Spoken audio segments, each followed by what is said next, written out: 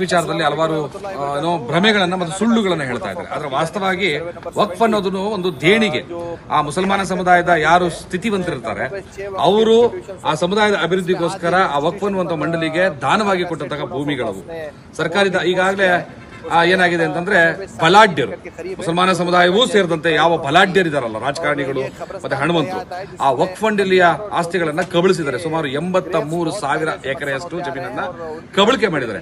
ಅದು ಇಂಥವ್ರು ಅಂತವ್ರಲ್ಲ, ಅದ್ರಲ್ಲಿ ತುಂಬಾ ಜನ ಬೇರೆಯವರ ಖಾಸಗಿಯವರು, ಬೇರೆ ಬೇರೆ ಸಮುದಾಯದವರು ಸೇರಿದರೆ, ಮುಸಲ್ಮಾನ ಸಮುದಾಯದ ರಾಜಕಾರಣಿಗಳು ಸೇರಿದರೆ, ಪ್ರಭಾವಿಗಳು ಸೇರಿದರೆ, ಎಲ್ಲರೂ ಸೇರಿ ಆ ಬಡಪಾಯಿ ಮುಸಲ್ಮಾನರು ಸಲ್ಲಬೇಕಾಗಿರುವಂತಹ ಏನು ಆಸ್ತಿ ಇದೆಯಲ್ಲ ಆ ಸ್ವತ್ತನ್ನ ಕಬಳಿಕೆ ಮಾಡಿದರೆ. ಅದು 83,000 ಎಕರೆ. ಅದನ್ನ ಸರ್ಕಾರಕ್ಕೆ ಅದು ತೀರ್ಮಾನ ತಗೊಳ್ಳಕ್ಕೆ ಅಧಿಕಾರವೇ ಇಲ್ಲ. ಆದ್ರೆ ಡಿಸಿಗಳಿಗೆ ನೋಟಿಸ್ ಕೊಡುತ್ತೆ, ಮತ್ತೆ ಅದನ್ನ ಸರ್ವೆ ಮಾಡಿ ಅನ್ನುತ್ತೆ. ತುಂಬಾ ದೊಡ್ಡ ನಾಟಕವನ್ನ ಆಡ್ತಾ ಇದೆ. ಯಾವ ಮುಸಲ್ಮಾನ ಸಮುದಾಯ 92% ವೋಟ್ಗಳನ್ನ ಕೊಟ್ಟು ಕಾಂಗ್ರೆಸ್ ಸರ್ಕಾರವನ್ನು ಆಡಳಿತಕ್ಕೆ ತಂದ್ರು, ಅವ್ರಿಗೆ ಒಂದು ಸಮಾಧಿಯನ್ನು ಕಟ್ಟುವ ಕೆಲಸವನ್ನ ಸಿದ್ದರಾಮಯ್ಯ ನೇತೃತ್ವದ ಕಾಂಗ್ರೆಸ್ ಸರ್ಕಾರ ಮಾಡ್ತಾ ಇದೆ. ಅದನ್ನ ಆ ಚಾಲಿಯನ್ನು ಬಿಡಬೇಕು, ಯೂ ಟರ್ನ್ ಚಾಲಿಗಳನ್ನ ಬಿಡಬೇಕು. ಯಾವುದೇ ಯೋಜನೆಗಳನ್ನ ಘೋಷಣೆ ಮಾಡೋದು ಮತ್ತು ಅದನ್ನು ಯೂ ಟರ್ನ್ ಮಾಡೋದು, ಅದನ್ನ ಬಿಡಬೇಕು ಅಂತ ಹೇಳ್ತಾ ಮುಂದಿನ ಬಜೆಟ್ ಅಲೋಕೇಶನ್ ಅಲ್ಲಿ 17% ಇರುವಂತಹ ಮುಸಲ್ಮಾನರಿಗೆ ಕನಿಷ್ಠ ಪಕ್ಷ 10% ಒಂದು 10,000 ಕೋಟಿನಾದ್ರೂ ಕೂಡ ನೀವು ಬಜೆಟ್ ಅಲೋಕೇಶನ್ ಮಾಡಬೇಕು ಅಂತ ಕೇಳ್ತಾ SCP TSP ಅಮೌಂಟ್ ಏನು ದಲಿತರ ಅಭಿವೃದ್ಧಿಗೋಸ್ಕರ ಮೀಸಲಾಗಿರುವಂತಹ ಅಮೌಂಟ್ ಏನಿದೆ, ಒಂದ್ ಸಾರಿ 34,000 ಕೋಟಿ ಅನೌನ್ಸ್ ಮಾಡೋದು, ಮತ್ತೆ 11,000 ಕೋಟಿ ಕಳ್ತನ ಮಾಡೋದು, ಮತ್ತೊಂದ್ ಸಾರಿ 39,000 ಕೋಟಿ ಅನೌನ್ಸ್ ಮಾಡೋದು, ಮತ್ತೆ 15,000 ಕೋಟಿ ಕಳ್ತನ ಮಾಡೋದು. ಈ 20,000 ಕೋಟಿ 26,000 ಕೋಟಿ ಕಳ್ತನ ಮಾಡುವಂಥದ್ದು ಏನಿದ್ದಿಲ್ಲ, ಈ ದಗಾಕೋರತನ, ಈ ದರೋಡೆಕೋರತನ ನಿಲ್ಲಿಸಬೇಕು ಅಂತ ಕಾಂಗ್ರೆಸ್ ಸರ್ಕಾರಕ್ಕೆ ಕರ್ನಾಟಕದ ಸಮಸ್ತ ದಲಿತ ಸಮುದಾಯಗಳ ಪರವಾಗಿ ನಾವು ಆಗ್ರಹಿಸ್ತಾ ಇದ್ದೀವಿ. ಇಂಥ ಡಿಮ್ಯಾಂಡ್ಗಳನ್ನ ಇಟ್ಕೊಂಡು ನಾವು ಈಗ ಈ ಜಾಥಾವನ್ನ ಪ್ರಾರಂಭ ಮಾಡ್ತಾ ಇದ್ದೀವಿ. ಇಂಥ ಡಿಮ್ಯಾಂಡ್ಗಳನ್ನ ಇಟ್ಕೊಂಡು ನಾವು ಇಲ್ಲಿಂದ ಏನು ಕಾಲ್ನಡಿಗೆ ಪ್ಲಸ್ ವಾಹನ ಅಂದ್ರೆ ನಗರ ಪ್ರದೇಶಗಳಲ್ಲಿ, ಪಟ್ಟಣ ಪ್ರದೇಶಗಳಲ್ಲಿ ಕಾಲ್ನಡಿಗೆ ಮೂಲಕ ಅವೇರ್ನೆಸ್ ಮೂಡ್ತಾ ಹೈವೇಗಳಲ್ಲಿ ನಾವು ವಾಹನಗಳಲ್ಲಿ ಸಂಚಾರ ಮಾಡುವಂಥದ್ದು. ಈ ಸಂಪೂರ್ಣ ಮಾಹಿತಿಯನ್ನ ADGP L&O ಏನು ಪೊಲೀಸ್ ಇಲಾಖೆಗೆ ನಾವು ತಿಳಿಸಿದ್ದೀವಿ, ಅನುಮತಿಗಳನ್ನ ಪಡೆದಿದ್ದೀವಿ. ಅವರು ನಿಯಮಾನುಸಾರ ಕ್ರಮ ಕೈಗೊಳ್ಳುತ್ತ ಉಡುಪಿಗೆ, ಮಂಗಳೂರಿಗೆ, ಎಲ್ಲ ಜಿಲ್ಲೆಗಳಿಗೂ ಕಳಿಸ್ಕೊಟ್ಟಿದ್ದಾರೆ. ಆದ್ರೆ ತಮ್ಮ ಮಾಧ್ಯಮದ ಮೂಲಕ ನಾನು ಏನು ಉಡುಪಿಯ ಪೊಲೀಸ್ ವರಿಷ್ಠಾಧಿಕಾರಿಗಳು ಕೇಳೋದು, ನಿಮಗೆ ಅನುಮತಿ ಕೊಡೋದಿಲ್ಲ ನಾವು ಅನ್ನೋ ಒಂದು ಮಾತನ್ನು ಮಾತಾಡ್ತಿದ್ದಾರೆ. ADGP ಹೇಳಿದ್ರೆ ನಿಯಮಾನುಸಾರ ಕ್ರಮ ಕೈಗೊಳ್ಳಿ ಅಂತ ಆದೇಶ ಏನು ಮಾಡಲಿಲ್ಲ. ನಿಯಮಾನುಸಾರ ನಮಗೆ ರಕ್ಷಣೆಯನ್ನು ಒದಗಿಸುವಂಥದ್ದು, ಪರಿಸ್ಥಿತಿಯನ್ನು ಅರ್ಥ ಮಾಡ್ಕೊಳ್ಳುವಂಥದ್ದು ನಿಯಮಗಳಲ್ಲಿ ಬರ್ತದೆ, ಅವ್ರು ಮಾಡಬೇಕು. ಆದ್ರೆ ಯಾವುದೇ ರೈಟಿಂಗಲ್ಲಿ ಹೇಳಿದೆ, ನಿಯಮಗಳೇನು ಅಂತ ಹೇಳಿದೆ, ನಿಮ್ಗೆ ಅನುಮತಿ ಕೊಡಕ್ಕಾಗಲ್ಲ ಅಂತ ಹೇಳ್ತಿದ್ದಾರೆ. ಉಡುಪಿಯ SP ಅವರು ADGP ಅವ್ರಿಗಿನ್ನ ದೊಡ್ಡವರಲ್ಲ. ಉಡುಪಿಯ SP ಈ ರಾಜ್ಯದ ಗೃಹ ಮಂತ್ರಿ ಮತ್ತೆ ಏನು ಹೋಮ್ ಸೆಕ್ರೆಟರಿ ಇದಾರಲ್ಲ ಅವ್ರಿಗಿನ್ನ ದೊಡ್ಡವರಲ್ಲ. ಅವ್ರು ಅರ್ಥ ಮಾಡ್ಕೋಬೇಕು. ಮತ್ತೆ ಕಾನೂನಿಗಿನ್ನ ಯಾರು ದೊಡ್ಡವರಲ್ಲ, ನಾವು ಕೂಡ ದೊಡ್ಡವರಲ್ಲ. ಕಾನೂನು ಏನು ಹೇಳುತ್ತೆ ಅಷ್ಟನ್ನು ಮಾತ್ರ ಮಾಡಿ ಅಂತಾನೆ ನಾವು ತಮ್ಮೆಲ್ಲರ ಪರವಾಗಿ ತಮ್ಮ ಮುಂದೆ ನಿಮ್ಮ ಮೂಲಕ ನಾವು SP ಅವರಿಗೆ ನನ್ನ ಗಮನಕ್ಕೆ ತರಕ್ಕೆ ಇಷ್ಟಪಡ್ತಾ ಇದ್ದೀನಿ. ಸೊ ಮಾಧ್ಯಮದವರು ಕೂಡ ನೀವು ನಿಮ್ಮ ಜವಾಬ್ದಾರಿ ದೊಡ್ಡದು ನಮ್ಮ ಗೆಲುವಿಗೆ. ಇಡೀ ರಾಜ್ಯದಾದ್ಯಂತ ನಾವು ಏನು ಕಾರ್ಯಕ್ರಮಗಳನ್ನ ಮಾಡ್ತೀವಿ ಅಲ್ಲೆಲ್ಲೂ ಕೂಡ ತಾವೆಲ್ಲರೂ ಕೂಡ ಸಹಕರಿಸಬೇಕು ಅಂತ ನಿಮ್ಮೆಲ್ಲ ನಾನು ವಿನಂತಿ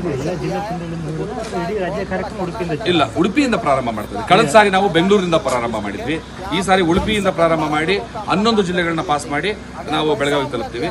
ಹಾಗೆ ಮುಂದಿನ ಸಾರಿ ಇನ್ನೊಂದು ವೇಗದಿಂದ ಅಂದ್ರೆ ಒಟ್ಟಾರೆ ಈ ಬೇಡಿಕೆಗಳು ಈಡೇರೋವರೆಗೂ, ಬೇಡಿಕೆಗಳು ಅನ್ನೋದಕ್ಕಿಂತ ಹೆಚ್ಚು ನಮ್ಮ ಹಕ್ಕು, ನಮ್ಮ ಆಗ್ರಹಗಳು ಈಡೇರುವವರೆಗೂ ಕೂಡ ಈ ವರ್ಷದಲ್ಲಿ ಕನಿಷ್ಠ ಪಕ್ಷ 8 ಚಲೋಗಳನ್ನಾದ್ರೂ ನಾವು ಮಾಡಬೇಕು ಅನ್ನೋ ಯೋಚನೆಯನ್ನು ಮಾಡ್ತಾ ಇದ್ದೀವಿ. ನಿರ್ಧಾರ ಏನಾಗುತ್ತೆ ಆಮೇಲೆ ನೋಡೋದು.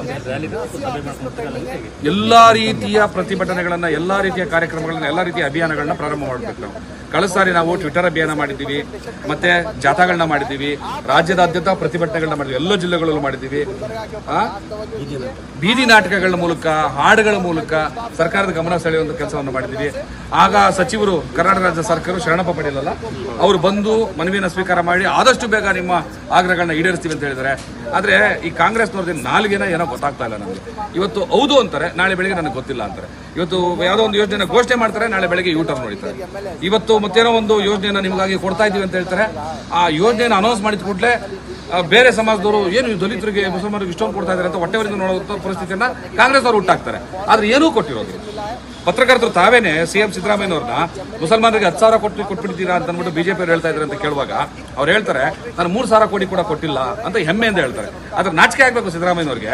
92% ವೋಟನ್ನ ಕೊಟ್ಟಂತವ್ರು, 50-55 ಲಕ್ಷ ವೋಟ್ಗಳನ್ನ ಕೊಟ್ಟಂತಹ ಮುಸಲ್ಮಾನ ಸಮುದಾಯಕ್ಕೆ 3,17,000 ಕೋಟಿ ಬಡ್ಜೆಟ್ ಅನ್ನು ಮಂಡಿಸುವಂತಹ ಒಬ್ಬ ಮುಖ್ಯಮಂತ್ರಿ 3,000 ಕೋಟಿ ಕೊಟ್ಟಿಲ್ಲ ಅಂತ ಹೇಳ್ಕತ್ತಾರಲ್ಲ, 1% ಕೂಡ ಅವ್ರು ಕೊಟ್ಟಿಲ್ಲ ಅಂತ ಹೇಳ್ತಾರಲ್ಲ. ಹಾಗಾದ್ರೆ ಸಾಮಾಜಿಕ ನ್ಯಾಯ ಅಂದ್ರೆ ಇದೇನಾ ನಿಮಗೆ? ಜಾತಿ ಜನಸಂಖ್ಯೆಗೆ ಅನುಸಾರವಾಗಿ ಅಧಿಕಾರವನ್ನ ಹಕ್ಕನ್ನ ಕೊಡಬೇಕು ಅಂತ ಪ್ರತಿಪಾದಿಸೋ ನೀವು ಸಮಾನತಾವಾದಿಗಳು, ಡೋಂಗಿ ಸಮಾನತಾವಾದಿಗಳು ನೀವು ಸಿದ್ದರಾಮಯ್ಯ ಅಂತ ಹೇಳ್ಬೇಕಾಗ್ತದೆ. ನಾವು ಜಾತಿ ಜನಸಂಖ್ಯೆಗೆ ಈಗ ದಲಿತರಿಗೆ 39,000 ಕೋಟಿ ಅನೌನ್ಸ್ ಮಾಡಿದ್ದಾರೆ, 23% ನಮ್ದು. ಮುಸಲ್ಮಾನರಿಗೂ ನಮ್ಗೆ ಇರೋ ಡಿಫರೆನ್ಸ್ ಎಷ್ಟು? 6% ಪಾಪ್ಯುಲೇಷನ್.